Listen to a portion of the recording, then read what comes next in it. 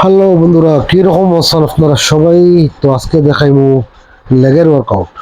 একদিন করবা 3 দিন মনে রাখবাই। তো আজকে শুরু করবো লেগ প্রেস থেকে। আজকে স্কোয়াট নাই, তো আজকে একদম দাবাইয়া এক্সারসাইজ হইব। তো লেগ প্রেস মারবো 3 সেট, 8 থেকে 12টা রেপ। মানে কি পুরো রেঞ্জ অফ মোশন মারবাই, তো নিচে নামাইয়া উঠাইবাই। 3 সেট মারবাই 8 থেকে 12টা। 12টা মারার পরে তোরা রেস্ট। এরপরে শুরু করবো আমি বালগেরিয়ান লাঞ্জেস। মানে এগুলো কোয়াড হেড আর গ্লুটসে খুব বেলা হিট করে। এটা মনে হয় 3 সেট, এক পাওয়ার মাঝে 8 থেকে 12টা রেপ হইতো 3 সেট। তখন হয়ে গেল, তখন রেস্ট করিয়া আবার লইব সুমো স্কোয়াড। 2টা স্টেপার মেলাইয়া রাখবো, স্টেপার মাঝে সুমো স্কোয়াড লাগাইব। 3 সেট 12 থেকে 15টা রেপ। নিচে যখন নামবায় পুরা স্ট্রেচ করবা, উপরে যখন উঠাইবা স্কুইজ করবা। তো 3 সেট মারা শেষ, আমার তো ফাটাই হয়ে তো রেস্ট হয়ে গেল। তো শুরু করবো এখন লেগ এক্সটেনশন।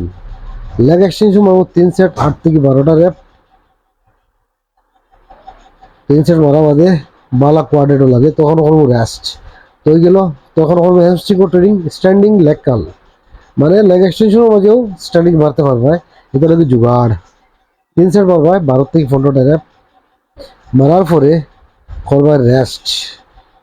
তখন হইব লাইং লেগ কাল, মানে উল্টা হতিয়া মারবা 3 সেট 12 থেকে 15টা রেপ। মানে ডাবাইয়া মারবা আর কি, ফিল হইতো না মারছো।